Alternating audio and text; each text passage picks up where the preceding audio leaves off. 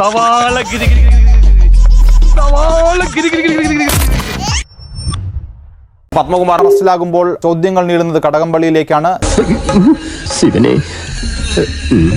ഇളക്കുന്നത് അവരുടെ കാര്യം, സ്വർണം പൂശുന്ന അവരുടെ കാര്യം. പൂശുന്നോ ഇല്ലെന്ന് അന്വേഷിക്കേണ്ട കാര്യം ദേവസ്വം മന്ത്രിക്കില്ല. പൂശാൻ പറയാൻ ദേവസ്വം മന്ത്രിക്ക് അധികാരമില്ല. ഇളക്കാൻ പറയാൻ അവകാശമില്ല. ഇന്നലെ മുതൽ കടകംപള്ളി സുരേന്ദ്രൻ വളരെ അസ്വസ്ഥനാണ്. അപ്പൊ ഇതിനകത്ത് എന്തോ ചുറ്റിക്കളി ഉണ്ടല്ലോ. എന്ത് ചുറ്റിക്കളി? ഒരു ചുറ്റിക്കളി ഇല്ലല്ലേ? ഉപ്പ് തിന്നവൻ വെള്ളം കുടിക്കും. പത്മകുമാറിനെതിരെ എന്തെങ്കിലും പങ്കുണ്ടെങ്കിൽ പത്മകുമാർ അത് അനുഭവിക്കേണ്ടി വരും. ഉപ്പ് തിന്നവർ വെള്ളം കുടിക്കാൻ പോരാ, അവരെ കൊണ്ട് ഉപ്പ് തീറ്റിച്ചവരും വെള്ളം കുടിക്കേണ്ടതായിട്ട് കേൾക്കും. ഇപ്പം പത്മകുമാർ കുറ്റക്കാരനാണെന്ന് പറയാനിപ്പോ പറ്റില്ല. ഇപ്പൊ ചോദ്യം ചെയ്യുന്നേ ഉള്ളൂ. ആരെയും സംരക്ഷിക്കുകയും ചെയ്യില്ല, ആർക്ക് വേണ്ടിയും ഏതെങ്കിലും രീതിയിലുള്ള നിലപാട് വ്യത്യസ്തമായി എടുക്കുകയും ചെയ്യില്ല. നിലപാടില്ലാത്തത് കൊണ്ട് പിന്നെ വ്യത്യസ്തമെന്നോ വ്യത്യസ്തം അല്ലാത്തതെന്നോ ഉള്ള ഒരു പ്രശ്നം അവിടെ ഉദിക്കുന്നില്ല. പാർട്ടി വിശ്വസിച്ച് ഏൽപ്പിച്ച ഒരു ഉത്തരവാദിത്തമാണ് ദേവസ്വം ബോർഡ് പ്രസിഡന്റ്. അവിടെ രേഖാമൂലമായ കൃത്രിമം നടത്തി. സ്വർണം ചെമ്പാകുന്നു, ചെമ്പ് പിച്ചളയാകുന്നു, പിച്ചള പിന്നെയും ചെമ്പാകുന്നു. ഇനി എന്തെല്ലാം വരാനുണ്ട്, എന്തൊക്കെ പ്രോസസ് കഴിഞ്ഞാലാണ് ഇവർ കുറ്റവാളിയാണോ അല്ലയോ എന്നൊക്കെ മനസ്സിലാവുക. ആരെയും ഞങ്ങൾ സംരക്ഷിക്കൂല, എല്ലാവർക്കും ഒറ്റ നിലപാട്. പക്ഷെ പറഞ്ഞെത്തുമ്പോ അതിന് കുറ്റം ചെയ്തെന്ന് തെളിഞ്ഞില്ലല്ലോ. ഇനിയിപ്പോ എത്ര സ്റ്റെപ്പുകൾ കിടക്കുന്നു, അതൊക്കെ കഴിഞ്ഞിട്ട് ഞങ്ങൾ ഞങ്ങളുടെ നിലപാട് പറയാം. അതൊരു സ്വതന്ത്രമായിട്ടുള്ള സ്ഥാപനമാണ്. ഗവൺമെന്റ് അതിനകത്ത് കൈകടത്താനോ ഗവൺമെന്റ് അതിനകത്ത് എന്തെങ്കിലും അഭിപ്രായം പറയാനോ സ്വാതന്ത്ര്യമില്ല. ദേവസ്വം മന്ത്രിക്ക് യാതൊരു റോളും ദേവസ്വം വകുപ്പിൽ ഇല്ലാത്ത സ്ഥിതിക്ക് എന്തിനാണ് ഇങ്ങനെ ഒരു പൊസിഷൻ കേരളത്തിൽ കൊടുക്കുന്നത്? മനസ്സിലാകുന്നില്ല. അതിനാണ് ദേവസ്വം മന്ത്രി. ദേവസ്വം വകുപ്പ് മന്ത്രി എന്ന പ്രവർത്തനത്തിനിടയിൽ ദേവസ്വവുമായിട്ട് ബന്ധപ്പെട്ട ബോർഡിന്റെ ഒരു ഫയലും എന്റെ മുന്നിൽ വന്നിട്ടില്ല. ഇവനെ സൂക്ഷിക്കണം, ഇവൻ നമ്മളെ കുഴപ്പിക്കാനുള്ള പരിപാടി. ഇവനിതിൽ എന്തോ കൈയുണ്ട്. പാർട്ടിക്ക് യാതൊരു ബന്ധമില്ല. അയ്യോ, ഞങ്ങൾക്കൊരു ബന്ധമില്ല. ആരാ പത്മകുമാർ? CPIഎമ്മിന്റെ പത്തനംതിട്ട ജില്ലാ കമ്മിറ്റി അംഗം എന്നൊക്കെ പറയുന്നത് പാർട്ടിയായിട്ട് ബന്ധമുള്ള ഒരു പൊസിഷൻ അല്ല. മനസ്സിലായില്ലേ? ഇവരൊന്നും പാർട്ടിയിൽ ആരും അല്ല. അതിന്റെ അർത്ഥം എന്ന് പറയുന്നത് അതൊരു സ്വതന്ത്രമായിട്ടുള്ള സ്ഥാപനമാണ്. അതിനെ വെറുതെ മോശമാക്കാൻ വേണ്ടി പ്രതിപക്ഷ പാർട്ടികൾ ഓരോന്ന് പറഞ്ഞുണ്ടാക്കുന്നതാ. ഇനിയിപ്പോ ഈ അറസ്റ്റിലായ വാസുവും പത്മകുമാറും BJP-കാരനോ അല്ലെങ്കിൽ കോൺഗ്രസ്സുകാരനോ ഒക്കെ ആണെന്നും കൂടെ പറഞ്ഞ കുറച്ചും കൂടെ ജനങ്ങളുടെ വിശ്വാസ്യത നേടിയെടുക്കാൻ പറ്റുമെന്നാ. ദേവസ്വം ബോർഡിന്റെ തീരുമാനങ്ങൾ ദേവസ്വം ബോർഡിന്റേത് മാത്രമാണ്. പാവം ദേവസ്വം മന്ത്രിക്ക് യാതൊരു റോളും ഇല്ലായിരുന്നു ആ വകുപ്പിൽ. സ്വർണം എന്നുള്ളതൊന്ന് തിരുത്തി ചെമ്പ് എന്ന് എഴുതി. ഇനിയിപ്പോ സ്വർണ്ണമാണെങ്കിലും എന്താ, ചെമ്പാണെങ്കിലും എന്താ, എല്ലാം ലോഹമല്ലേ. നിന്റെ വേലയൊക്കെ മനസ്സിരിക്കട്ടെ. അവരുടെ തീരുമാനങ്ങൾ ഈ സ്വതന്ത്ര സ്ഥാപനങ്ങളിൽ അടിച്ചേൽപ്പിക്കാനായിട്ട് അവർ ശ്രമിച്ചിട്ടുണ്ടാകും. എനിക്ക് കൃത്യമായിട്ട് പറയാൻ സാധിക്കുന്നില്ല. അങ്ങേർക്കൊന്നും പറയാൻ സാധിക്കുന്നില്ല, അങ്ങേർക്കൊന്നും ഓർമ്മയില്ല. ഇനി അംനീഷ്യ ബാധിച്ചെന്നും പറഞ്ഞൊരു മെഡിക്കൽ സർട്ടിഫിക്കറ്റും കൂടെ സംഘടിപ്പിച്ച അണ്ണന്റെ കാര്യം ഓക്കെ. ഒരു ഭാഗത്ത് കളവടക്കുന്നു, ഒരു ഭാഗത്ത് നവോത്ഥാനം നടക്കുന്നു. എന്തൊരു അതിക്രമണം നൽകുന്നു. അതൊക്കെ കണ്ട ആളുകൾ കോരിത്തരിക്കുന്നു, കൈയടിക്കുന്നു. ഇതാ കേരളത്തിൽ നവോത്ഥാനം പൂർത്തിയായി. എന്തൊരു വലിയ പ്രഹസനമാണ്, എന്തൊരു വലിയ തട്ടിപ്പാട് നടത്തിയത്. ദേവസ്വം ബോർഡ് എടുത്തിട്ടുള്ള ഒരു തീരുമാനവും ഗവൺമെന്റിന്റെ അറിവോടെയല്ല, ഗവൺമെന്റിന് താല്പര്യമുള്ള വിഷയമല്ല. അത് ക്ഷേത്രമാണല്ലോ. പക്ഷെ അവിടുന്ന് കിട്ടുന്ന അതിനോട് താല്പര്യമുണ്ടല്ലേ?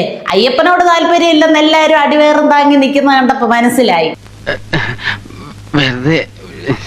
ഗവൺമെന്റിന്റെ അറിവോടുകൂടിയല്ല ഒന്നും ചെയ്തത്. ദേവസ്വം ബോർഡ് ആരൊക്കെയോ ചേർത്ത് പാളിയെല്ലാം അടിച്ചു മാറ്റി. എന്നിട്ട് ഇതിപ്പോ സർക്കാരിന്റെ തലയിൽ വെക്കുകയാണ്. ഞങ്ങൾക്ക് ഇതൊന്നും താല്പര്യമേ ഇല്ല.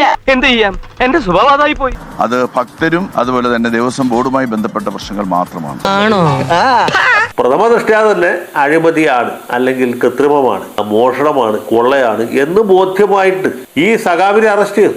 അദ്ദേഹത്തെ കയ്യാമം വെച്ചില്ല എന്ന് മാത്രം. അതുപോലെ ഇനി കുറച്ചാളുകളും കൂടി ഞങ്ങളുടെ കൺമുന്നിൽ ഇങ്ങനെ പോലീസ് ജീപ്പിൽ കൈവലങ്ങൊക്കെ വെച്ച് പോകുന്നത് കാണുമ്പോ ഭക്തജനങ്ങൾ ഒന്നാകെ ധന്യരാകും.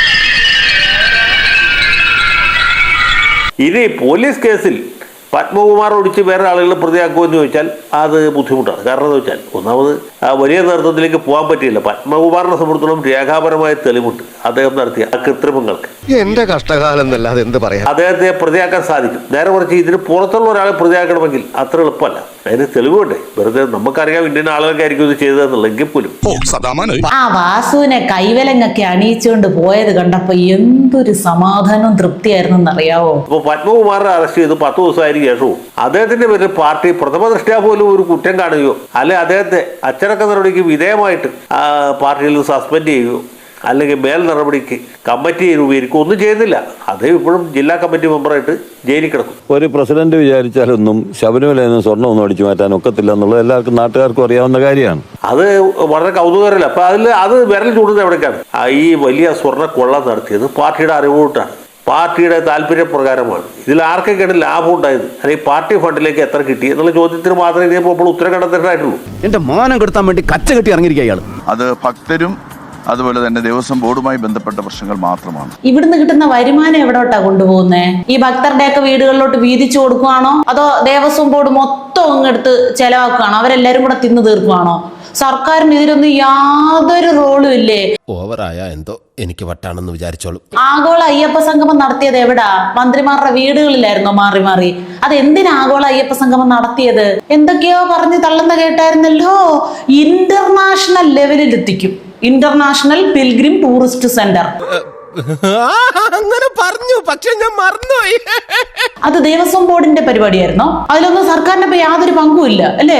ശ്രീ പത്മകുമാറിനെ CPM-ന്റെ പ്രത്യേകമായിട്ടുള്ള താല്പര്യത്തിലാണ് ദേവസ്വത്തിന്റെ പ്രസിഡന്റ് ആക്കുന്നത്. അതുകൊണ്ട് തന്നെ ദേവസ്വം പ്രസിഡന്റിന്റെ നിയമനത്തിലോ ദേവസ്വത്തിന്റെ ഫംഗ്ഷനിങ്ങിലോ പാർട്ടിക്കോ സർക്കാരിനോ പ്രത്യേകിച്ച് കാര്യമൊന്നുമില്ല എന്ന് പറയുന്ന ഒരു വാദം നിലനിൽക്കുന്നതല്ല. ഇവന്റെ കോമഡി കണ്ട പൊങ്കാലായിട്ട് അടിച്ചു കൊല്ലാൻ തോന്നുന്നു. മിണ്ടരുത്. ഹൈക്കോടതിയിലേക്ക് നേരിട്ട് റിപ്പോർട്ട് ചെയ്യാനാണ് SITയോട് പറഞ്ഞിരിക്കുന്നത്. അപ്പോൾ എന്ന് പറഞ്ഞാൽ കുറ്റമറ്റ തരത്തിലുള്ള ഒരു അന്വേഷണ സംവിധാനമാണ് നമ്മുടെ സംസ്ഥാനത്ത് ഇതുമായി ബന്ധപ്പെട്ട് നടക്കുന്നത്. ഇപ്പൊ ഞങ്ങൾക്കത് ബോധ്യമായി. ബഹുമാനപ്പെട്ട ഹൈക്കോടതി SITയെ നിയമിച്ചത് കൊണ്ടും അന്വേഷണം കുറ്റമറ്റതായതുകൊണ്ടും കറക്റ്റ് ആയിട്ടുള്ള ആളുകളിലേക്ക് ആ അന്വേഷണം എത്തിച്ചേരുന്നുണ്ട്.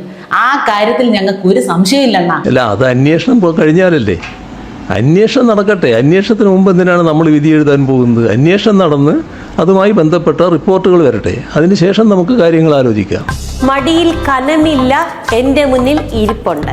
ഞാൻ പറഞ്ഞല്ലോ കാര്യങ്ങൾ. അന്വേഷണം അതിന്റെ ശരിയായിട്ടുള്ള ദിശയിൽ നീങ്ങുന്നു എന്നാണല്ലോ നമ്മൾ എല്ലാവരും മനസ്സിലാക്കേണ്ടത്. അണ്ണന്റെ കയ്യിലേക്കും കൂടി ആ ആഭരണം വീണ സമയത്ത് ഈ അന്വേഷണത്തിൽ എന്തൊക്കെയോ രാഷ്ട്രീയ ആസൂത്രണങ്ങളുണ്ട്, രാഷ്ട്രീയ ലക്ഷ്യങ്ങളുണ്ട്, അന്വേഷണം കുറ്റമറ്റതല്ല എന്നൊന്നും ഇതേ നാക്കൊണ്ട് പറയരുത്. ഇതുമായി ബന്ധപ്പെട്ട് അന്വേഷണം നടന്നിട്ട് ആരൊക്കെയാണ് അന്വേഷണത്തിൻ്റെ ഭാഗമായി ബലം കണിഞ്ഞോ ബലം കണിയാതെയോ ജയിലിലേക്ക് പോകുന്നത് നമുക്ക് നോക്കാം. അതല്ലേ നല്ലത്. അതിനെന്തിനാണ് ഇത്ര ധൃതിപ്പെടുന്നത്? ഒരുമിച്ച് കട്ടവർ ഒരുമിച്ച് ഉള്ളിലേക്ക് പോകട്ടെ അല്ലയോ സഖാവേ?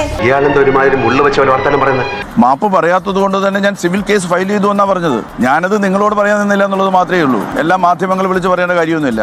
ഇനി ആരോടും ഒന്നും വിളിച്ച് പറയണ്ട. അഹങ്കാരമൊക്കെ ഒന്ന് ഒതുക്കിക്കോ.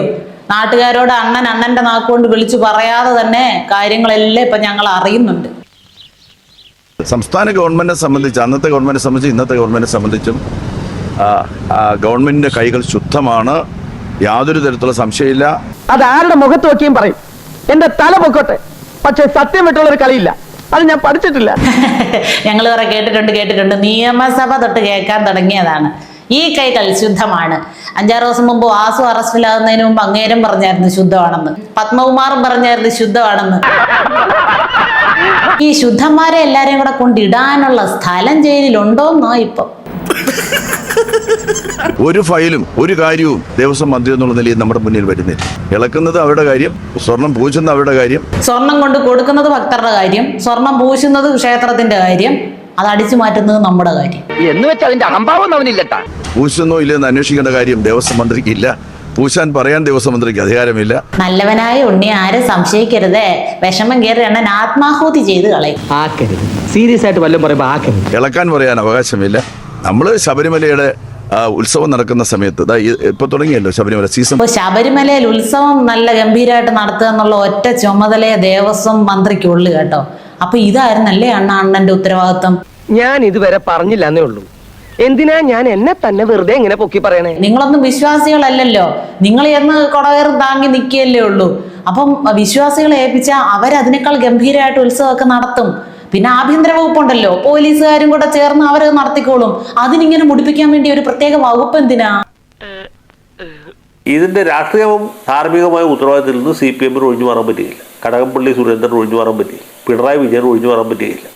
ഇത് ഔട്ട് ആൻഡ് ഔട്ട് കൊള്ളയാണ്. വെറും കൊള്ളയല്ല, ആലോചിച്ച് ഉറപ്പിച്ച് വലിയ ആസൂത്രണവും മുന്നൊരുക്കവും നടത്തി വളരെ വൃത്തിയായി നടപ്പാക്കിയ ഒരു പകൽ കൊള്ളയാണ്. ഇത് ഇവിടെ ഇരിക്കട്ടെ, ഞാനൊന്ന് കിടക്കട്ടെ. Bing bing boo,